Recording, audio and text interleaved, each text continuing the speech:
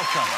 That's so kind. That's weird, though, because when I walk into rooms at home, I don't get that kind of response. Good evening and welcome to the Jonathan Ross Show. Let's take a look at who's on the show this evening. In my green room, my first guest has fronted some of the most exciting, engaging and controversial TV shows on your screens ever. She was the host of the original Big Brother, Long Lost Family, Life of the Extreme and, of course, The Jump. It's the fabulous Davina McCall. Hey, Davina. Always a pleasure, never a chore. Also here, a man who's really cornered the market when it comes to playing sexy psychopaths. It's not Paul Hollywood. From 50 Shades of Grey and The Fall, it's Jamie Dornan. Hey, Jamie. That's a handsome young star right there. My next guest is one of the most in-demand performers, both on TV and, of course, as a great live stand-up comedian, the very, very funny Mr. Rob Beckett, ladies and gentlemen. Hey, Rob. Looking stunning, as always. And I'm excited about this. My final guest this evening starred in one of the biggest breakout hit shows of 2016. It's called Stranger Things. I don't know how many of you have seen it. It's set in the 80s. It's as spooky as hell. It features in a great cast some incredible young actors. They're destined to be the stars of tomorrow. I'm so excited to have them here this evening. We have Millie Bobby Brown, Caleb McLaughlin and Gaten Matarazzo. Hey, guys, how are you? Lovely to have you here. And we've also got great music from someone who's been on the show before. She was on with Tiny Temper. She's a huge star in her own right now. It's the fabulous Zara Larsson. Hello, great to have you back. OK, now, of course, as you know, we've got 3 younger people with us in the green room tonight, so we need to be a bit careful about bad language and adult themes on the show.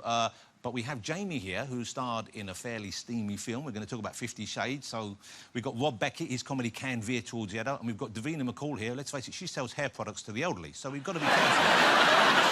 So we could try and do interviews that avoid those subjects. We thought, no, instead, we'll do what ITV have asked. We're going to ask the kids to go off to a safe space for now, so we're going to head you off. I'm sorry, I know it's like being at home when Mum and Dad have a party, but we're going to have to send you out of the room. But there's no extra expense involved because we're sending off to the room that ITV already have here. This is where they put Ant and Dec in their breaks as well. So as you can see, it's got colouring books, soft toys, beanbags, several Pokemon. And that's the room that we put the more sensitive people in. Now, there were some pictures on the internet this week which some kids put up and they'd sent some messages to their parents and their relatives. And, of course, it's such a sweet thing, an innocent, adorable thing. Some of them, they got it slightly wrong. Have a look at these pictures of some mermaids. These were drawn by 5-year-old Beau for her mum, Jessica. And you can see, when you look at I mean, you can see what she's going for, but you wouldn't want to put that on your fridge, would you, really? Just in case. Or maybe you would, I don't know. And here's a lovely note. This was sent to Sophie Smith by her 7-year-old daughter. This is a note she sent to her mum. And as you can see, it reads, "To Mum, thank you for everything." And then... I'm assuming maybe she added the last bit after she was sent to her room or something. Should we get my first guest out, ladies and gentlemen? Why don't we? Forget about building new power stations. She's got enough energy to keep the nation going single-handed. It's the phenomenal Davina McCall.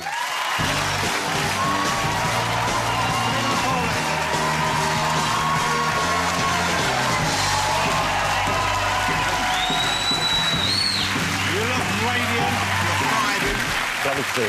Oh, that's a big hug. Come sit down. Lovely to have you back, Davina. You always look so fit and healthy, of course, because you work out all the time, don't you? I'm wearing a dress, though, where I'm thinking I've got to sit like this and not slouch too much because I've got flesh here and my boob's going to fall out. OK, so now let me get this question out of the way first, because the big news story on TV this week has been Bake Off. Oh, yes. Going from the BBC, it's going to be on Channel 4, and the rumour I've heard going around is that they would approach you and ask you... I have not been approached. So you haven't been asked? I have not been approached, and I have to say, that would be tough, wouldn't it, after Mel and Sue? Well, it would be hard, They were amazing. But would you consider it? I haven't really thought about it. OK, well, let's think about it. I love the show. Let's think about it now. I love the show. But it's cakes. Yes. And I'm sugar-free, really. I love watching it, and I think, oh, I could make a sugar-free version of that. You don't have to eat the cakes. Well, you kind of do. Paul Hollywood eats all of them from the look of things. You've got to try them, haven't you? You would have to try them. Yeah. So just... you know... Just on a sugar level, you would probably say no. I think I'd probably have to. Yeah, and you know what, you're right, it would be something of a poison chalice, it wouldn't would a little bit. Yeah. But you've got to be one of the most in-demand presenters on TV, because you've done so many shows over the years, so many shows on at the moment. Life of the Extreme, which is great, this time next year, which is going on. Oh, I'm really excited about that. Yeah, a great show. And The Jump. Now, let's talk about The Jump a little bit. OK, yeah. Because The Jump, that was It's coming back. Which is somewhat alarming. Well, I was amazed because I didn't think that we'd be able to get anybody on it, but apparently people still want to do the show, which is great. But here's the thing, I had a whole list. I said, go just on. do me a list of the injuries that have happened on the jump. OK, yeah, go on. And I've just taken out a few of the highlights here. Terrible. And, you know, we're not laughing at these because it's serious, we're not. but Melinda Messenger, she was concussed on the bobsleigh. Sally Burker broke her leg in 9 places and broke 2 ribs. Beth Tweddle broke her back. And Tina Hobley broke her arm in 2 places, and that's just a few of them. So it's genuinely a very dangerous show. Now, there must be a part of you that worries that... No, obviously. I mean, And, you know, if you think about anybody going away on a ski holiday for a week, your chances of getting injured on that holiday are extremely high. But the people that go, what I thought was... what I loved about the first series, where we had a load of injuries as well on the first series, and we took the plane back, which was like an air ambulance, and you know, poor Marcus Brigstock had his leg out in the aisle because he literally couldn't bend his knee, and Henry Conway had his broken thumb. I mean, it was terrible, and we're all on the plane, and they're all saying it was the best 8 weeks of my life. Well, I'm looking for... Davina's got a new show called Jump Off a Cliff. We're looking forward to that. Another one, Put Your Finger in This Plug. That's going to be a good show. I'm looking for that. But, you know, let me ask you about just reality TV generally, because in a way you were the queen of that, because when Big Brother happened, I think a lot of people were sceptical that it would be the success it was. And it became about as big as a Channel 4 show could be, about as big as any show on British TV could be. Huge success. Great watch show. And now, now some people think maybe it's gone on for too long, maybe it's gone a bit too far. And there are, you know, moments when I'm watching it and I'm uncomfortable if I see it now. Do you feel that way? Do you think possibly there's a time when you've exhausted that kind of environment? I mean, I really can't judge it for what it is now. And I think when I left, I was, you know, it felt like the right time to go. When you were hosting it, did you ever feel at times like maybe this has gone as far as it should, or, you know, maybe... Do you know, there was one time, and I'm sure lots of people will remember it, it was Kinga. Ah, yeah.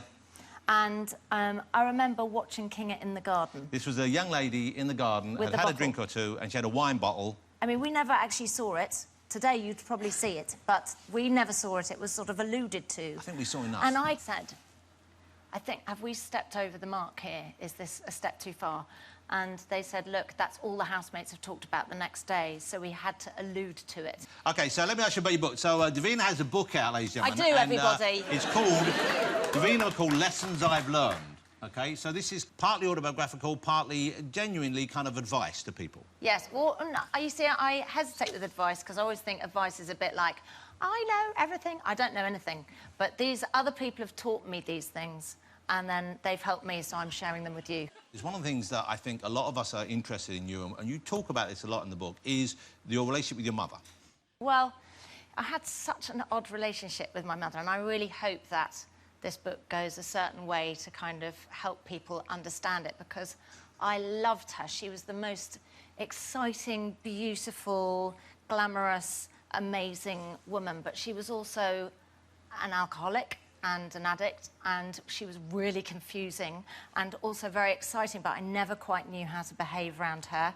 She was incapable of mothering, so I was always trying to get her to do motherly things, but it never quite happened, and it left me kind of yearning for more all the time. So she made me... I was so confused. I didn't know how to be around her, but I worshipped her. And I know she loved me too, but not in a conventional way. So in the only way she could, perhaps? Well, I don't really know how that was either. I mean, I think I went out to visit her in the holidays, and I think I was sort of like a plaything, but it wasn't... There was never sort of a traditional nurture or I care what happens to you, or I care if you get lost, or I would care. She didn't have those traditional worries that a parent would have for their child. But at the same time, she was quite mad. Other people would think she was great fun. Like, you know, so I mean, there's a story in a blue fake fur coat down to the floor and a pair of high heels and naked underneath, and I'm in the bar with her and she's just flashing people, and other people thought she was hysterical, but obviously it's my mother, and I'm going, oh my God, she's flashing everybody in a blue coat. And how old were you then? God, not even a teenager. So that's awful, really. It is terrible. But other people would look at her and go, my God, she's wild, she's beautiful, she's... Naked under that coat. Naked under the coat, yeah. But the thing in your mother, which I do find strange, not strange, but intriguing, is that you knew your mother was about to die. Yes. And a lot of people said to you, you should go and see her before she died. Yeah. And you decided not to? Yeah. And that must have been just the most difficult decision to make. And it was one I really agonised over. And so what were you thinking? Why did you not want to say goodbye to her? So she was in South Africa, so geographically it was a flight. It wasn't a sort of get in the car and just go and say goodbye. And friends of mine were saying, do you think you might want to go and sort of make peace? And I said, you know, I tried to make peace my entire life. So we'd basically been estranged from when I was about 30 through to when she died, so for about 12 years. And, you know, I said, I've tried to make peace year after year after year. And either she sold a story or she just asked for money. And I kept thinking to myself, are you fooling yourself? Are you kidding yourself? And I thought, I don't want to go. I don't want to go all the way and go and say goodbye. And I had one moment where I lay in bed, and it was, I think, maybe a couple of days before she died. I knew she was very sick, and I just lay there, and I just said, I forgive you. I forgive you, in my head. And I just felt like that was enough. Like, I came to a point where I forgave her. I think she knew that I always loved her because I kept trying to go to her for something. And then when she did pass away, I was with my sister, and we just both hugged each other. And I looked at her and I said, how do you feel? And she said, I feel okay. And I said, I feel okay. And I said, isn't that awful? Like, it would be awful to leave this world and for your children to not feel like a massive upheaval when you go. So you talk about your kids a little bit in the book, and you talk about your husband as well.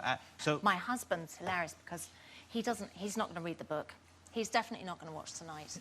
Oh my God, he's so gorgeous. Yeah. I thought that was Nick Knowles you were there. I didn't know.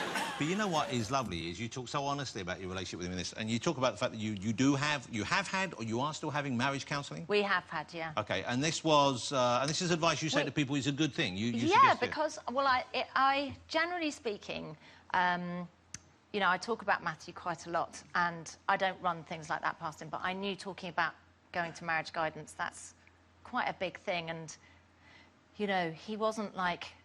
Going, yay, let's go to marriage guidance counselling. You know, it was a big thing that we went together, and I thought he's not going to want me to talk about it in public. But I sat down with him and I said, look, if I do talk about it, it might help another couple or a man in particular who's feeling like, oh, what's the point? And we say that it was really great for us, then it might help somebody else. Yeah, and anything he, like that. Under that premise, any like, openness about it is a good thing. Yeah. And was it so? Your desire was for the two of you to go. Yes. But was it to fix something in him that you wanted you to go, or was it you together? You thought we just need to have a safe place to speak. You know, we had the same row. It might have been about different things, but it would be the same thing, and it would get to the same point. And I thought, my God, we're never gonna get past this particular row. I'm not gonna say what it was about because that doesn't really matter. Because I think the point is that people have sticking blocks in their relationship, and they get stuck at the same point. And it's like you hit the wall, and then you go from 0 to 60, and you're ending up having a row. And you're thinking, how did we get back here again? So it was really to manage conflict and to find a way of actually. And it worked brilliantly. Have you ever been? Yeah. Yeah. I go every day. OK, now we got Jamie Dornan on. 50 Shades of Grey, of course, was the big movie that put him on the map in cinema. You read the book? Have you read those books? I read all of the books. You read all the books? Yeah, so basically, before it came out in the UK, my friend... I was in Canada. My friends... We were at an airport, and she went... You know, when everybody's... Why? Why have I got to... You know. Well, there are things in the book, and you thought, OK, I've never tried this with my beloved Matthew, who looks like Nick Knowles. Should we try this at home? We didn't really need the book. Wow. OK. Thanks for the applause. I think we need a cool down. Let's take a break. You know we've got Jamie coming out. You seen the film please, as well? Because, like, literally... Yeah. Okay. And he's got a beard. Do you like a man with a beard? Oh, well, did you see my husband? Yeah. Did you see my husband? I love it when it's really full that I can finger comb it. Yeah. It's not quite... Look at Jamie. Not quite long enough, Jamie. We need Jamie, more. I need more. Well, before you come out here, do you want to just establish what is your safe word? Beard. Okay, well, that's not going to help any. All right, we're going to take a break. Davina McCall, ladies and gentlemen. Still to come, we're going to be joined by Jamie Dornan and Rob Beckett and the kids from Stranger Things. We've got some great music as well. Don't go away.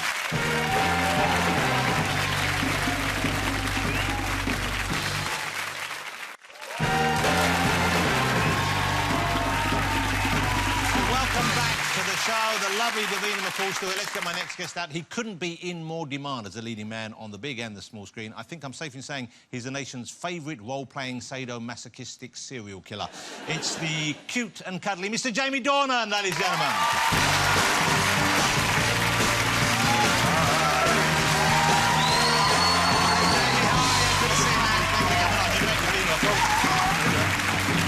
I'm going there. Okay. There you go. So you must Do get you that. think he's going to let me? Can I? Well, what are you going to do? I don't know what you're going to do. Go. Oh, It's not long enough, is It's it? not quite long enough. what's the longest you've had it, Jamie? How long do you let it go? I let it go fairly long sometimes. I'm very lazy. That would be my So main you just don't reason like behind it. shaving? You just don't enjoy shaving? I hate shaving. Why? I also hate my face without a beard. You hate your Stop face? I it! swear to God, I really hate it. Well, you're not very attractive, but you're not bad looking. I mean, don't beat yourself up, Jamie. You're fine. It's probably a positive thing for a lot of people, but I always think I look really young and like... Oh, I look for like... please. Yeah. Don't you hate looking young, Seriously, Davina? it's a nightmare. It's Okay, a nightmare. what do you not like about your face? What are your worst features so we can get a close-up? What do you not like about... Well, it's just the general youthfulness. You think you look too boyish, too I think babyish. when I look clean-shaven, I look like a thumb. Have we got a clean-shaven picture of Jamie? Let's have a look at that. There we go. Oh, there, Oh, yeah. No, my you do look God. like a thumb in a hat. Yeah. That's like, you know, those little... Yeah. You know, Yeah. you can get little hats for Yeah. thumbs. If I That's put what a that hat on looks my thumb right now, it would look like exactly like that. Yeah, that's what I think. So, but you were, before the movies, and we talk about TV movies, before that you were a model for a while, weren't you? Yeah. Even with a thumb face. I know. But would to be that- honest, a lot of that, my success in that world was with a beard. Yeah. But it's a weird thing then, not liking your face and being in a profession where your face is so crucial to it. You can't, you know, you're always going to be showing your face. Yeah, but I guess at least you're acting and you're inhabiting another character. It's just my own Jamie resting face is what I have an issue with. Okay. Jamie What is your resting resting face like? A thumb, is that what you're wearing? I'm not resting here, so I don't know. No, I'll have to... right. I feel I've like... got a really scary resting face. so do People I. often say to me, "Oh my God, what's wrong with Yeah. you?" And actually, I say, "God, sorry, I'm thinking." Could we... Yeah. Hang on. We need to see it Do you now, need so to see it? get restful. Yeah, How scary is that? like murdery. Yeah. It's quite It's murdery. murdery. And you would know, of course, because you From specialise in him, that kind of that thing. is... Yeah. OK, let's talk about the Fall, because that's what put you on the radar, I think, for many of us. What a great show The Fall was, wasn't it? And this was... I didn't realise... I think I didn't see it when it first came out. I thought it was 2013. I didn't realise that. That's right. Now, when you got that role, you didn't audition for the lead, did you? You auditioned for another partner. For Gillian's part. Thought I gave a very good audition to. Did you go for the copper? Yes, Olsen, who died in yes. the second episode. Oh, no spoilers. Come on. In the second episode of the first Of the series. first series. Some people might not have seen it. Actually, everyone's seen it. You thumb face. I did audition for the good guy, for Yeah. a police officer. And That's so, so... good that you... Sorry, but how great is that you went from that part and then they said, actually, we'd like I know, you to... because usually it actually happens the other way around. You go in for, like, one of the sort of jazzier parts in a production, and you sort of think it goes relatively well or whatever, and then they say, look, they loved you, but they're going to bring you back in for, you know, the postman or something. You're like, Yeah. oh, well, OK. But were you worried then that you got passed over for being the good guy and they just said, well, no, you know, but you clearly are a psychopath? Yeah, I mean, look, I don't know what that says about me, but when I'm trying to be... Maybe it's my resting face. Yeah. And, Resting psycho. yeah, exactly. And do you enjoy playing the troubled characters? Because he is obviously a damaged human being. Yeah. Christian Grey is somewhat damaged also. Yeah. I mean, I think there's a reason why, you know, damaged characters are always at the forefront of drama. They're more interesting, you know, to observe. I do like it. Again, I'm not sure what that says about me, but I do enjoy playing characters who are a little bit you know, broken. OK, this is from the new series. This is Jamie in the Fall. If you haven't seen it already, you've got to watch it. It's just a great show. But, you know, don't worry, we haven't spoiled too much yet, have we? Just No. OK.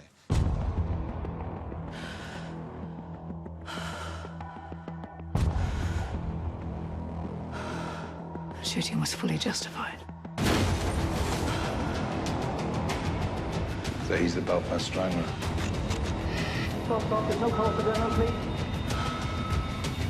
I want him to live so that he can spend the rest of his life in prison. There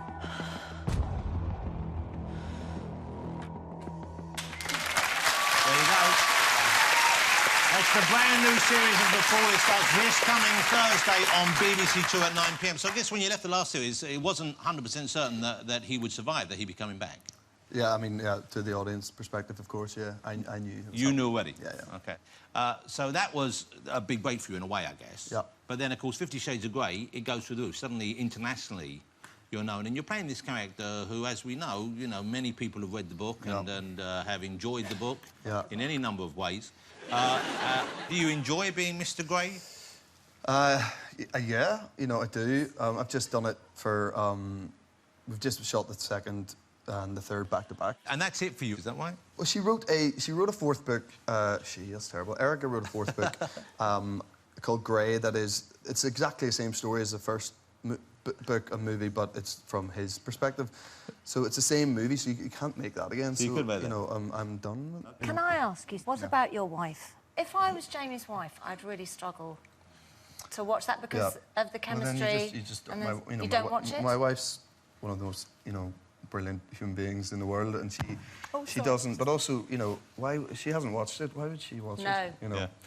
Yeah. She doesn't need to. She's got you Well, at home on tap. Exactly. Yeah, exactly. Nice. Hey, let me ask you something. There's been talk online.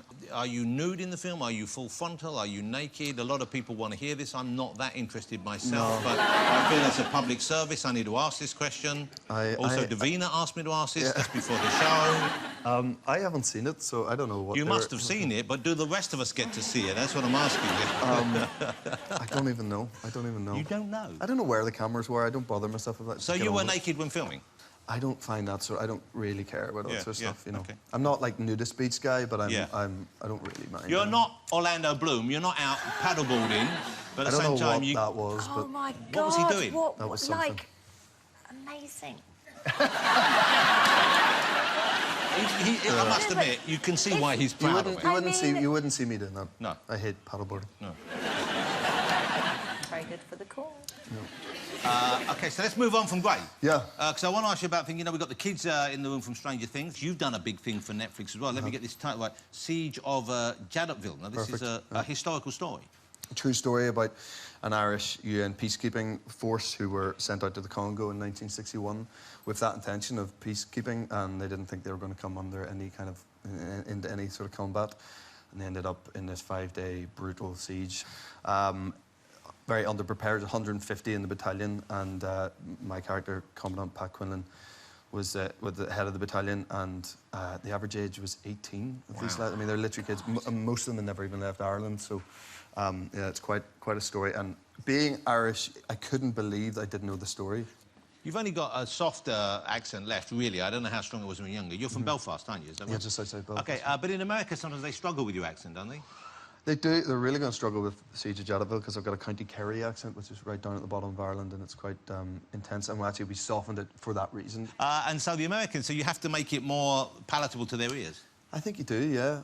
Not to take anything away from their, you know, capabilities to understand. We're not dissing... But they do. But Americans on the news and stuff, they do that all the time with Irish people. It's so racist. Well, they put subtitles on you sometimes, haven't they? They have done that, yeah.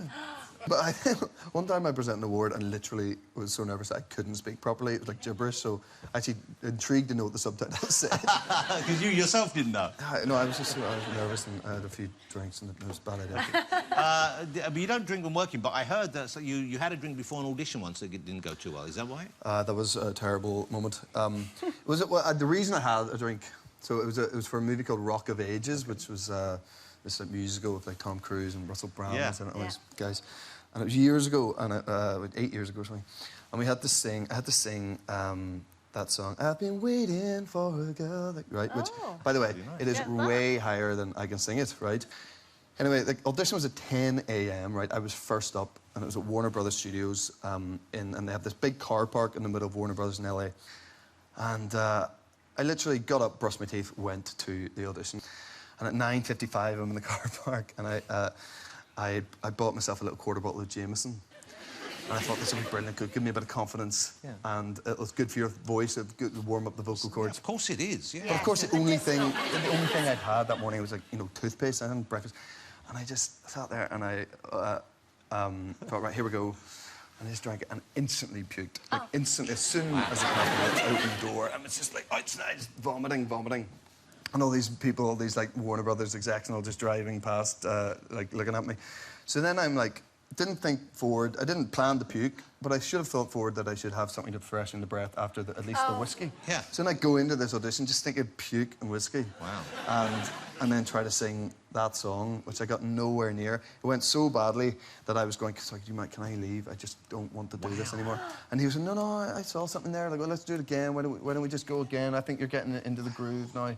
We're in this tiny little room that it was just smelling So of a man meat. comes in looking like a thumb, smelling of puke and whiskey, can't hit the notes. I know, it's amazing I didn't get the You didn't gig. get the part. Yeah. Well, The Fall is back this Thursday, so BBC 2 at 9 p.m, so don't miss that. Ladies and gentlemen, Mr. Jamie Dornan. Thank you. Jamie Dornan, Jamie and Davina are sticking around. Still to come, we'll be joined by Rob Beckett, and we've got the kids from Stranger Things. See you after the break.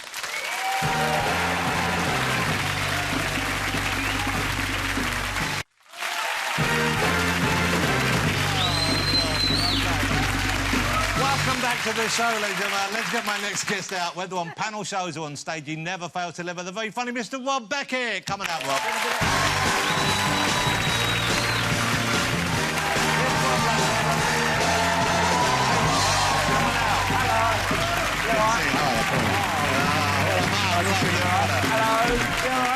Hello, mate. You good? Hey, Rob, how you doing? Not bad, thanks for having me. I bought new shoes. Wow, what, for the show?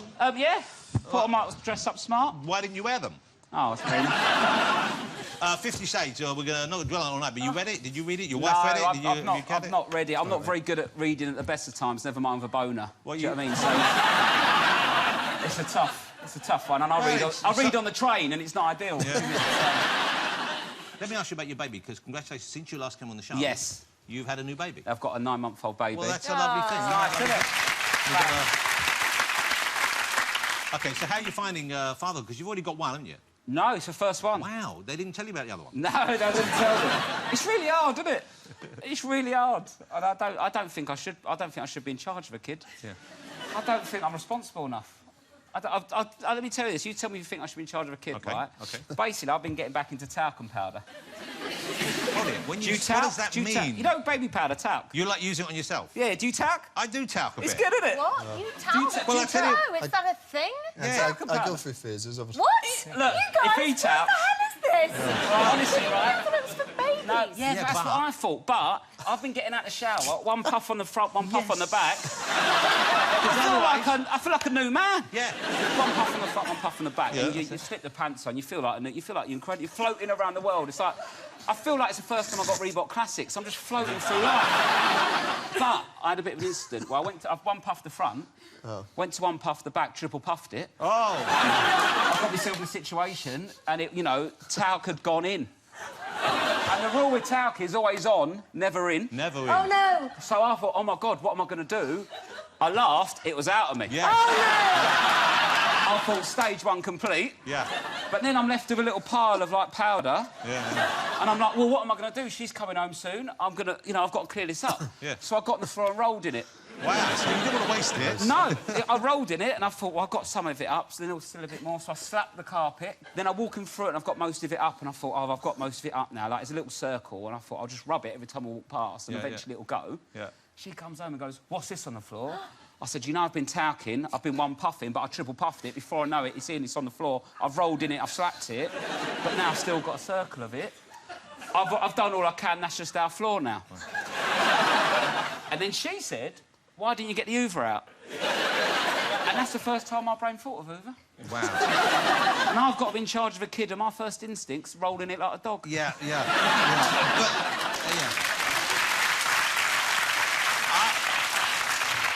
you're enjoying fatherhood, though. I bet you. Yeah. I mean, it's all the things people know. You know, it's tiring and there's this new responsibility, but it's a lovely thing. Oh, I love it. It's really good fun. I'm enjoying it. It's great. It's just it's tiring, isn't it? It's hardcore, yeah. Yeah, because you've got 2, haven't you? I have 2 under 3, yeah. Okay. And so your youngest is 9 months. Is that Youngest right? 7 months. 7 months, and yours is 9 months. 9 months. Wow. So it's Play a similar date? age.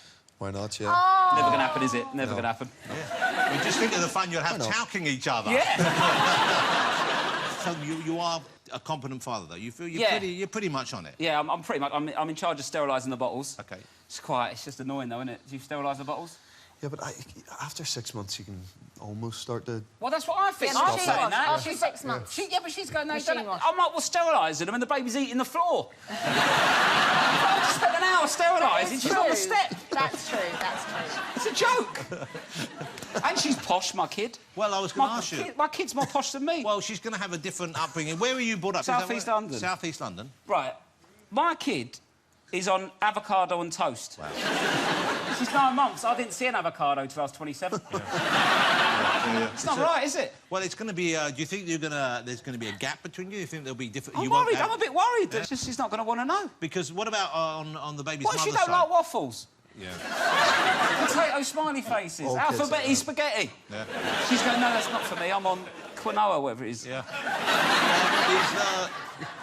I think it's called quinoa. Whatever you want to call it, mate. I'm not eating it. But the one thing I learned is because it's so busy in it, you never get a break. It's constant 100 miles an hour. One thing I've learned as a new dad, never rush a shit. Wow. That is holy time. You know, I've done a Netflix series in there. Men That's love it. that, don't they? I got for Matthew a loo roll holder, and it's got an attachment to it for an iPad. Wow. That's the dream, isn't So it? you want him to be in there? He spends an inordinate amount of time on the Yeah. toilet. Thank God he's not watching this. I was in there so long once. When I stood up, I fell over because I got pins and needles in both my legs. I went down like a tree. I stood up, I couldn't walk. I had no feeling. Jamie, longest you spent in the toilet?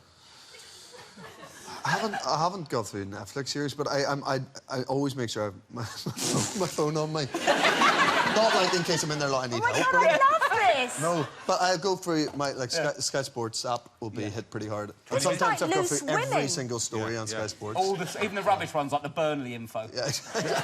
Burnley have got injury woes. I'm like, well, I don't care about Burnley's injury woes, but... You're going to read it anyway? Yeah.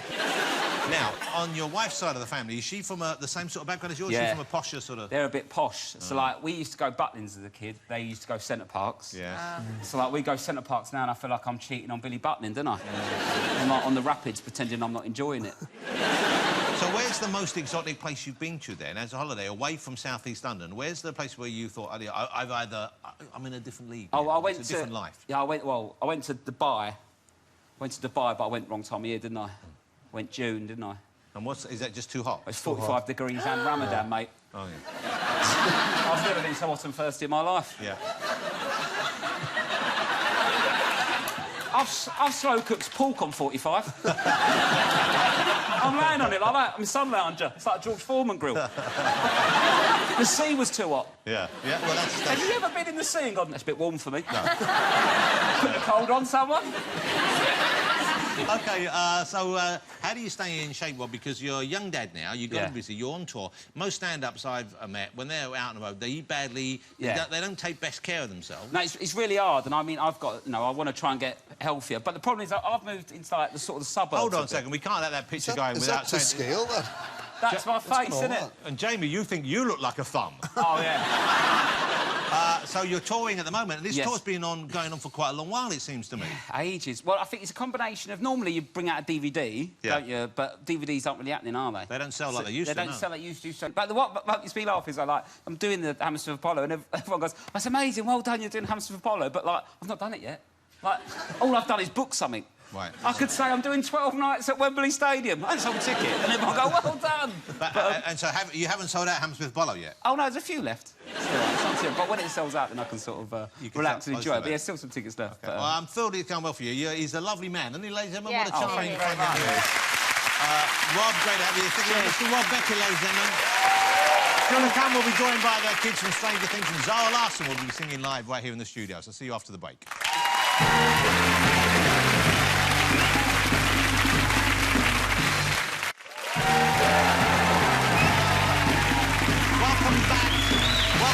show. Let's get my final guest out here. They're the stars of one of the hit shows of the year, Stranger Things. Now, not everyone's seen it, and if you haven't, here's a little taste. It's great.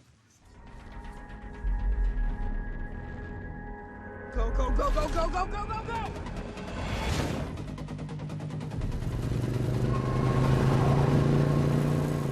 This way, come on!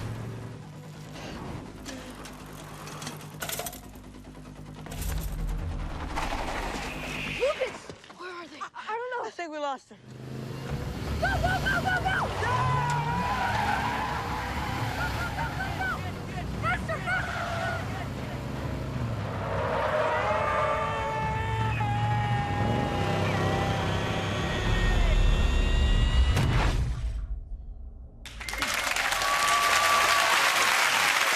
There you go. It's a great show. We're lucky enough to have 3 of its stars here. 11, Lucas and Dustin in the show, also known as Millie Bobby Brown, Caleb McLaughlin and Gaten Matarazzo. Come on out, guys.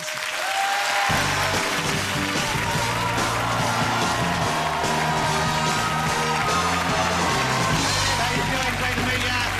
Millie, how lovely to see you here. Thank you, mate. How you doing? Let's hug it out. Let's hug it out. Look at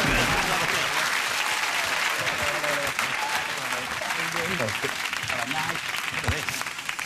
This is like a before and after of show business right here. Look at that. Hey, guys, well, great to have you here. Thank you for joining us. Thank you. Now, how would you describe Stranger Things to people who haven't seen it? I'd say it's a supernatural thriller that is very intriguing. There's a really cool cast. It's about a boy who goes missing, who vanishes into thin air, but he vanishes to the unknown. And his family and friends come look for him. Me and Gaten are one of his friends. Yeah. And we find this strange girl. Who messes everything up. Yeah, technically. Well, it's been huge, hasn't it? I mean, would it be fair to say that it's changed all your lives? Of course, you're very young, so anything that's happened is going to change your lives, I guess, to an extent. But it's changed your life. I mean, you must get recognised just about everywhere. Have you noticed that that effect? Have you had a lot of fan attention? Definitely. I've been getting recognized on the street all the time. I mean, there's somebody that actually tattooed me on their arm. Wow. Two instances that I know of. Right. It's really weird. I mean, yes, it is peculiar. I wouldn't have a child on my arm, but, you know, but they're just very intrigued by our characters. It's weird, but nice. I'm guessing none of you have any tattoos yet? No. No, good. I'm 47. Are you tempted to have tattoos when you're old enough to legally have tattoos? I'm scared. You know, I don't think I would mark my body. No, good. I'm not going to ruin all this chocolate, so...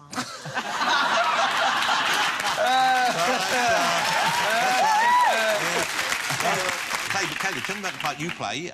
You play one of the friends who's looking for the missing friend, isn't it? Yes. I play Lucas Sinclair, and he's very conscientious. He doesn't trust everyone. He doesn't trust 11. She does weird things. He doesn't really invite her to his group. And he's very loyal to his friendship, and he's always going to look after everybody. He's always going to have everyone's back. And Gaten, you play the other friend, of course. I play Dustin, the food-loving, one-liner king character. But That was a lot. yeah, I think that sums it up. Let me, one of the distinctive things, and people notice you have a distinctive way of speaking, Gaten, and that is built into your character, isn't it? Because there's a condition, and tell me if I'm saying this right, or you should perhaps say it. It's cleidocranial dysatosis? No, well, back in the 80s or the 70s, it was called cleidocranial dysostosis, but now it's called, the correct way, cleidocranial dysplasia. Okay. And it's a condition where you're born without your collarbones. I don't have any. It affects your facial growth, your skull growth, it affects your teeth. So that's why I don't have any. These are fake right here. I have teeth, but I mean, they're all baby teeth. But I need a lot of surgery, and I have a really mild case, and a lot of people have it much worse than I do. And I feel like putting it into the show is really raising awareness for it. And I'm lucky that mine was very mild, but now that it's in my genes, which it usually is passed down through genes, it wasn't for me. It just happened. So now that it's in my gene, I have a 50% chance of passing it down in my genes, and it could be much worse for them. But yeah, I just want to raise awareness for it and let people know that it's not something they should be afraid of showing. Well, thank you for talking about it.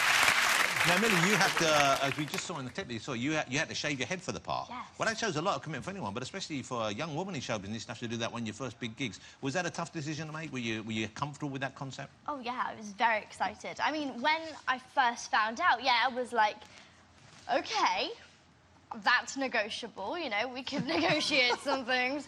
And then I was like, no, it's not. It's not. And then it was one day where we was all in school and, you know, Caleb goes in first to have his hairstyle, you know, Gaten and Noah and Finn, and then I'm the last one. And I go in, and it just all wears off. And then I come into lunch. But it took about, like, 2 hours. It took about 2 hours, yeah. So did you have long hair before? It's pretty long, Yes, was it? it was about... No, it's not. It was probably about down to here. Right, OK. Yeah, but the boys didn't actually recognise me. OK, now, what were you guys like when you were this age? I suspect nowhere near as frighteningly confident. No. I think that you're more intelligent than me now. I just find it amazing, though, because like, now, like, you can put a show on and be streamed, like, straight to your phone or your tablet and stuff like that, but, like, when I was your age, that never happened. Like, do you know what this is? Like...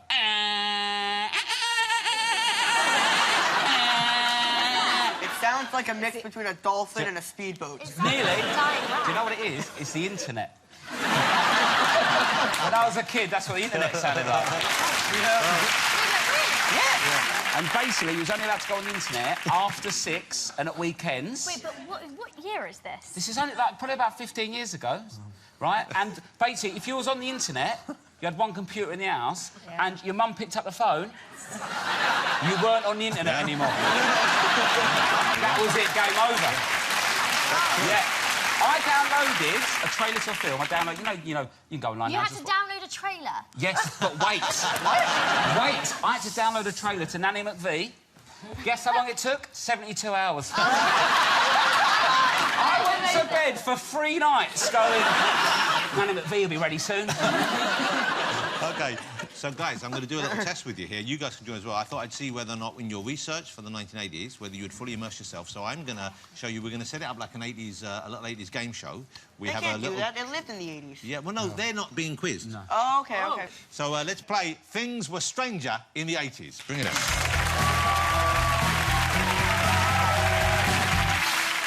So... up here, you can probably see we've got a conveyor belt out there. This is Things Were Stranger in the 80s, and I'm going to put things on there, and you guys have to decide as it's going past you, was this a real thing or was this not real in the 80s? Will you guys catch at the end? I'll when he catch. says... OK, let's go to the first question. Yeah. Which of these famous duos from the 1980s were a married couple? Was it the Crankies? OK. Was it George and Andrew of Wham? Or was it Annie and Dave from the Eurythmics? Annie and Dave. Fellas, what do you think? Yeah, Annie and Dave. I think it's These guys. No, You go with this. it's these lot. It's that lot. You can't change. you That's go not with the fair. You can't change. Yeah, Yeah. okay. You're C. It's A. You're C. No, Oh, I'm well, going you to play did the say game C fairly. first, Yeah. Millie. Fine. OK. Fine. Wow, no need to get. God. I mean, you know, Goodness don't turn gracious. that. It was the Crankies. It was. You got it right. There you go. One for Caleb. Here's the next question. Have a look at this man here. He was popular on TV in the 1980s. Right? Oh, really? Terrifying. Go Matt. Now, what did he used to whack children with on his TV show? Was it a fish? Was it a mallet? Yes. Oh, that's it. Or was it a feather duster? Okay, I'm going to say that Fish. because his last name It's is so cool getting hit with something the fish, I along bet. with that. I bet it's A just fish, like a yeah, fun the experience. So we got 2 fish, 1 mallet. A mallet. Yeah. Millie, you're right with mallet. Thank you. Which of these was not a flavour of crisp in the 1980s? Was it hedgehog? Was it kipper? What was not favorite? What was not a flavour? Or was it mushroom soup? Which one was not a flavour? This is really hard. Hedgehog. Hedgehog, yeah. Yeah. Hedgehog. Mushroom soup. Hedgehog was a flavour. Oh, no! Mushroom soup. Mushroom soup was not a flavour. Is this, are you having a breakdown? Is this true? Wait, let's just review. You said that there's a flavour crisp of a hedgehog. Don't do those spooky eyes on me. Take him down, Millie. Let's just go on to the next toy. They said it was Oh my God! No! Oh my goodness! How did it know? That Did it is taste weird. like hedgehog? Well, I'm ideally, yes. curious. OK, here's our last question for you. Which of these in the 80s was not a children's television Oh, I think I character? got this one. OK? OK. Was it the Critter? Oh my God, that's awful. Was it The witch. Zelda? This is like my Tinder. Zelda. I think Zelda. nosy bonks. No. I think What was not? I What think was it's, not? Which No, one I was think it's not? I think it's the second one. I feel like it's going to be obvious. The first one. The first one. You think the first one was not a children's I personality? think the You need second to help me. The second one. don't You know think any of these. Zelda was made now? See, that is way too messed up to be in a children's show. So you're saying that one of those which I'm was saying not A. in children's I think television was C? that one is A. Okay. Yeah. Caleb, you're right. A was Critter from the movie. C, yeah, the other one was in television. C was a children's show. Did anybody watch that show? Okay, it was called Nosy Bonks. Would you like to see him? No. Yes. It's genuinely terrifying. He's Mr. Nosy Bonk. Oh my God. He noses around and he's always coming across letters. So watch Nosy Bonk carefully because he's watching you. Oh my God. What was that? So when you go home from the show tonight, I want you to remember, Nosy Bonks is watching you, okay? I don't want to remember Hey, that. ladies and gentlemen, let's say thank you to our friends here from Stranger Things. Congratulations, Caleb. You know your AD stuff. Okay, thanks to all my guests tonight. Next week on the show, I'll be joined by Emily Blunt, Luke Evans, Alexander Skarsgård will be here, and hang on to your hats, Britney Spears will be chatting and performing live. But now performing Ain't My Fault, it is the fabulous Zara Larsson.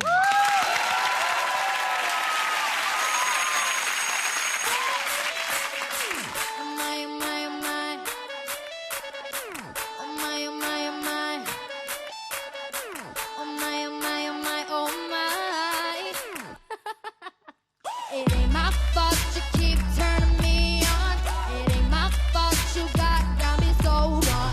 It ain't my fault I'm not leaving alone. It ain't my fault you keep turning me on. I can't talk right now. Looking at like what I'm seeing, got me feeling kinda sharp right now. Couldn't stop right now. Even if I wanna, gotta get it while it's hot right now. Oh my God, what is this? Want you all in my business, baby, I insist. Please don't blame me for whatever happens next. No, I can be responsible if I get you in trouble now. See, you're too irresistible, yeah, that's for sure. So if I put your hands where my eyes can't see, then you're the one who's got a hold on me. No, I can be responsible. It ain't my fault.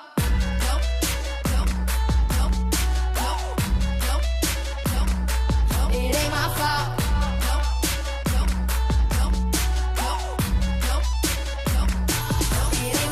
It ain't my fault you came in looking like that. You just made me trip, fall, and land on your lap. Something bad boy smooth, body hotter than a summer. I don't mean to be rude, but I look so damn good. Oh yeah, ain't got time right now. Hit me with that, what's your name? You're inside outside. I just called an Uber and it's right outside. Oh my God, what is this? Want you all in my business, baby, I insist. Please don't blame me for whatever happens next.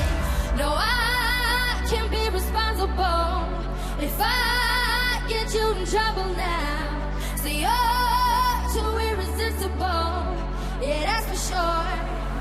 So if I put